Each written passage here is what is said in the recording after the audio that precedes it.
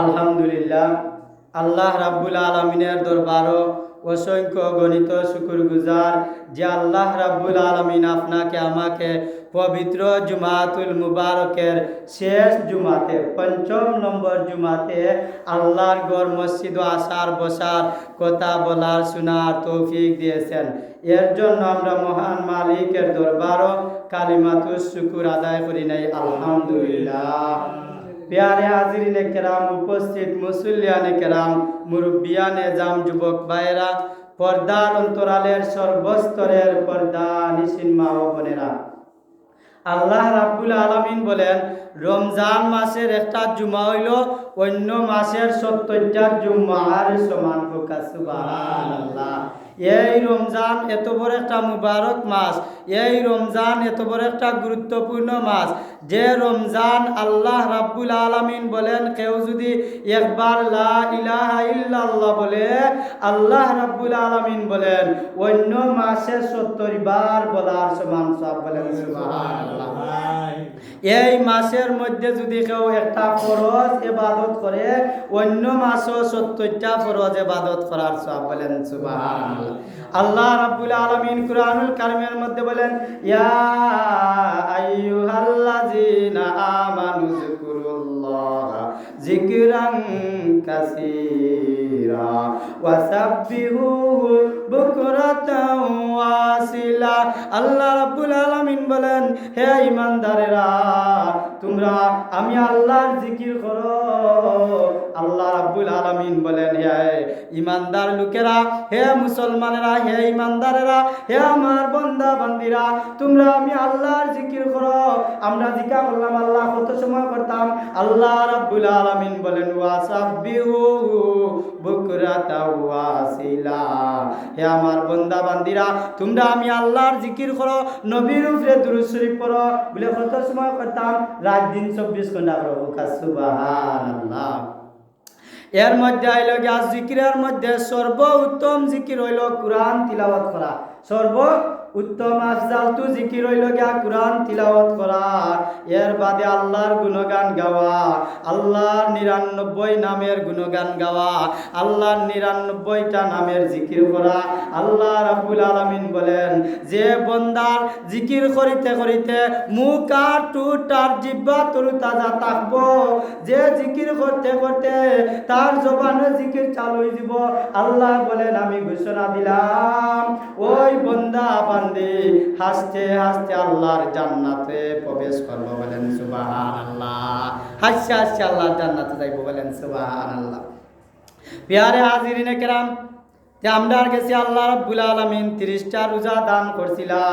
আল্লাহর রহমতের মাস, নাজাতের মাস, মাগফিরাতের মাস, 3টা খণ্ডয় রমজান মাস আমরা গেছে নিকট হয়েছে, অতিবাহিত হয়ে গেছে, অর্থাৎ গেছে কি।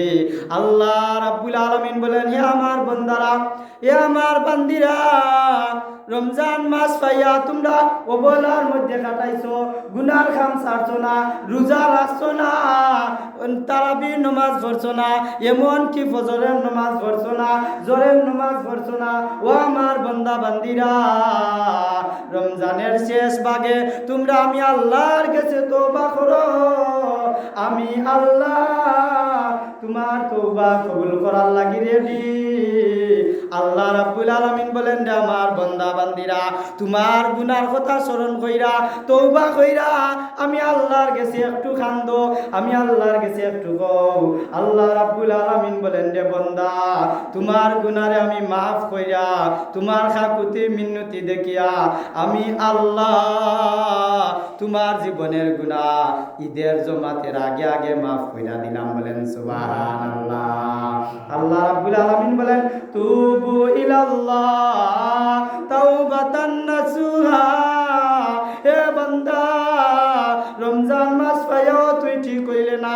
হে বান্দা, রমজান মাস পাইয়া একটা রমজান একটা ইবাদত রে আমি আল্লাহ ৭০ গুণ কইরা দিলাম। এর বাদেও তুই আমি আল্লাহরে ডাকলে না, এই সবটা নিতে পারলে না, তোর মতো ফুরা খোবাইলা আর এই জমিন হইতে পারে না। হে বান্দা, এর বাদেও আমি আল্লাহর দরবার তো নিনইরা সইস না। বলেন সুবহানাল্লাহ। আল্লাহ রাব্বুল আলামিন বলেন, রে বান্দা, আমি আল্লাহর মায়া যত, আমি আল্লাহর দয়া তনি আরো বড়, আমি আল্লাহর আযাব যত বড়, আমি আল্লাহর গজবের চাইতে আরো বড়। হে বান্দা বান্দিরা, একটু মনের মধ্যে অনুতপ্ত হয়ে যাও, মনকে একটু শীতল করে নাও, আমি আল্লাহর কাছে দুহাত তুলে একটু কান্দো, আমি আল্লাহর একটু বলো, তোমার রোজার বিনিময়ে আমি আল্লাহ ঈদের জামাতে থাকতে থাকতে তোমার পিছনের গুনাহ মাফ কইরা তোমার নামটা জান্নাতি মেহমানদের খাতায় লিখিয়া দিলাম। বলেন সুবহানাল্লাহ। বলে তোমার নামটা জান্নাতি মেহমানদের খাতায় লিখিয়া নিলাম। আল্লাহ রাব্বুল আলামিন বলেন, রে আমার বান্দা বান্দিরা, তোমাদেরকে আমি 30টা আমানত দিছিলাম, 30টা রোজা দান করলাম। এই রোজার মাধ্যমে আমি আল্লাহ দেখলাম তোমরা তাকওয়ারে অবলম্বন করার লাগি, তোমরা তাকওয়ারে মজবুত করার লাগি আমি আল্লাহ 30টা রোজা দান করলাম, 30টা তেরাবি দান করলাম, 20 রাকাত তেরাবির কথা বললাম, 5 ওয়াক্ত নামাজ দিলাম, তাহাজ্জুদের নামাজ পড়ার সুযোগ কইরা দিলাম। বলেন সুবহানাল্লাহ। আল্লাহ রাব্বুল আলামিন বলেন, আমার বান্দা বান্দি, সারা বছর তুমি তাহাজ্জুদের নামাজ পড়ো না, রমজানে তাহাজ্জুদের নামাজ পড়ো। এই তাহাজ্জুদের নামাজ রে আল্লাহ কইন, আমার বান্দা বান্দিরা, আমি আল্লাহ 70 গুণ বাড়াইয়া সারা বছরের ঘাটতি পূরণ করিয়া রমজানে তোমারে সুযোগ করে দিলাম। বলেন সুবহানাল্লাহ।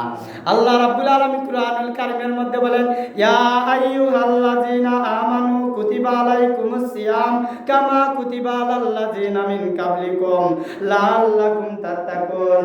হে ঈমানদার লোকেরা, হে মুসলমানেরা, আমি আল্লাহ তোমাদেরকে রোজা দান করলাম তাকওয়া অবলম্বন করার জন্য, আমি আল্লাহরে ভয় করার জন্য। আর তোমরা কিতা করলাই? সারা রমজানে 30টা রোজা রাখলাই। আমি আল্লাহ তোমরার পরীক্ষা নিলাম, আমি আল্লাহ তোমরার সওয়াবরে, তোমরার নামায় আমল নামারে পরিপূর্ণ করার লাগি 30টা রোজা দান করলাম। বলেন সুবহানাল্লাহ। এই 30টা রোজা দান করার বাদে আজকে আমরা পরিপূর্ণভাবে রোজা রাখতে পারছি? কেউ কইতে পারতা না যে তাই পরিপূর্ণভাবে রোজা রাখতে পারছেন, পরিপূর্ণভাবে তারাবির নামাজ পড়তে পারছেন, পরিপূর্ণভাবে 5 ওয়াক্ত নামাজ আমরা পড়তাম পারছি না। পড়লেও আমরা কবুল হয়েছে নি না হয়েছে না গ্যারান্টি আছে? গ্যারান্টি নাই, আমরা জানি না। এর কারণে শেষ দশকে আল্লাহর নবী রহমাতুল্লিল আলামিন খমরের মাঝে কাফর বানতা কেনে বলে আল্লাহরে ডাকবার লাগে। আচ্ছা, আল্লাহর নবী সাহাবায়ে কেরাম এরা জান্নাতের সার্টিফিকেট পাইছেন। হোক সুবহানাল্লাহ। দুনিয়া থাকতে জান্নাতের সার্টিফিকেট পাইয়া এর বাদও তারা রোজা ছাড়ছেন না, নামাজ ছাড়ছেন না। ঈদের দিন হযরতে ওমর ফারুক রাদিয়াল্লাহু তাআলা আনহু তাই কান্দা ঘরের মধ্যে দরজা লাগাইয়া কান্দন আর হাহাকার করেন। ওই সময় হযরতে ওমর রাদিয়াল্লাহু তাআলা আনহুরে হযরতে আবু বকর রাদিয়াল্লাহু তাআলা আনহু ডাক দেয়া কইলা, হে ওমর, তুমি ঈদের দিন কেনে কান্দো? ঈদের দিন একটা খুশির দিন, একটা আনন্দের দিন, তুমি কান্দো কেনে? আল্লাহর নবীর সাহাবী হযরতে ওমর ফারুক রাদিয়াল্লাহু তাআলা আনহু ডাক দিয়া কইন, আবু বকর, আমি কান্দি রে, আমি জাহান্নামের ভয়ে কান্দি। আমি যে 30টা রোজা রাখছি, 30টা তেরাবি পড়ছি, আমার তেরাবি কবুল হইছে নি, এর লাগি আমি আল্লাহর কাছে কান্দি। আল্লাহর নবীর সাহাবী হযরতে ওমর ফারুক রাদিয়াল্লাহু তাআলা আনহু রে হযরতে আবু বকর রাদিয়াল্লাহু তাআলা আনহু কইন, ও আল্লাহর নবীর সাহাবী, তোমারে তো আল্লাহ জান্নাতের সার্টিফিকেট দুনিয়া থাকতে দিছেন। আল্লাহর নবীর সাহাবী ওমর রে কইন, ও আমার সাহাবাই আবু বকর, আল্লাহ যে আমারে দুনিয়া থাকতে জান্নাতের সার্টিফিকেট দিছেন, এর নিয়ামত স্বরূপ এর মাঝে যদি আমি আল্লাহর কাম বাদ দিলাই, আল্লাহ যদি আবার জান্নাতের সার্টিফিকেট আমার কাছে নেই, তে আমার অবস্থা কি হইব? এর কারণে আমি কান্দি, এর কারণে আমি রোজা রাখি, আল্লাহরে ডাকি। আল্লাহ যে তো মায়া করছেন। প্যারে হাজিরিনে কেরাম, মুসল্লিয়ানে কেরাম, আল্লাহর নবীর সাহাবী, আল্লাহর নবীর সাহাবী জান্নাতের সার্টিফিকেট পাইয়াও নামাজ ছাড়ছেন না, রোজা ছাড়ছেন না। আর আমরা তো কোনো সার্টিফিকেটও পাইছি না, এর বাদেও আমরা নামাজ পড়ি না, রোজা রাখি না, মনকে অনুতপ্ত করি না, আল্লাহর ভয় আমরার ভিতরে ঢুকে না। এটার কারণটা কিতা? এইটার কারণ হইল গিয়া আমরা ইমান পরিপূর্ণ হইছে না, ঠিক কি না বলেন? আল্লাহ নবী রহমতুল্লিল আলামিন রোজা রাখছেন, নামাজ পড়ছেন, শেষ দশকে এমন ভাবে কোমর কাপড় বান্ধা আল্লাহরে ডাকবা, আল্লাহরে ডাকার লাগি নামাজ পড়ছেন, সারা রাত নামাজ পড়ছেন, তাহাজ্জুদের নামাজ পড়ছেন, তারাবির নামাজ পড়ছেন, বিতিরের নামাজ পড়ছেন।